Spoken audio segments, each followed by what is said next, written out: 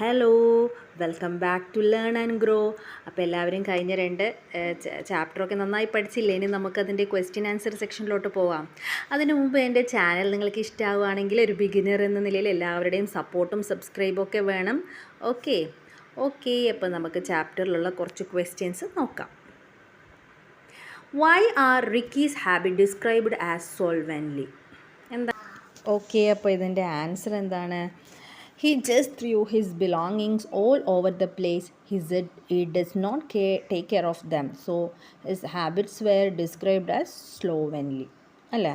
അപ്പോൾ ഈ ക്വസ്റ്റ്യൻസ് ഒക്കെ എവിടെയാണ്? നിങ്ങളുടെ ചാപ്റ്ററിൻ്റെ ഓരോ സൈഡിൽ ബോക്സിലായിട്ടാണ് കൊടുത്തിട്ടുള്ളത് അല്ലേ? നെക്സ്റ്റ് ക്വസ്റ്റ്യൻ നോക്കാം. What house hold course did the butler robot take over? Cooking, cleaning and ironing, but the most important work it did was picking up Ricky's clothes from the floor. Next question. What does the author mean by he caught it red-handed?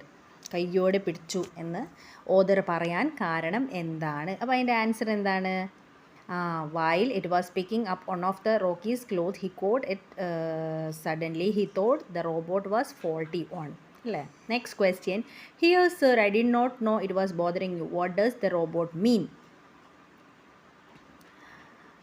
Okay, Ricky kept on complaining to his parent about the robot hiding things. One day the robot who was whirring past heard the boy's complaint. While hearing his complaint, the robot came to know his fault. What changes came about in Ricky's behavior? Ricky's behavior vanna changes endokiyana at last? Ricky decided to become a maximum efficiency boy.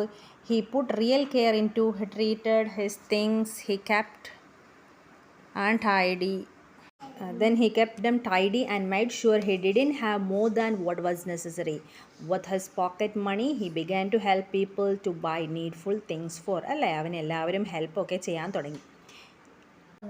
അപ്പോൾ ഇവിടെ റിക്കിയുടെ robot വന്നതിന് മുമ്പത്തെയും അതിന് ശേഷമുള്ള ബിഹേവിയറാണ് എഴുതേണ്ടത്. അത് ഞാൻ ഇവിടെ എഴുതിയിട്ടുണ്ട്.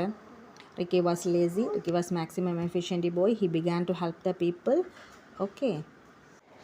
അപ്പോൾ നമ്മുടെ ഈ ചാനൽ ഇഷ്ടമാണെങ്കിൽ തീർച്ചയായിട്ടും ഒരു സബ്സ്ക്രൈബ് ചെയ്യണേ. ബൈ.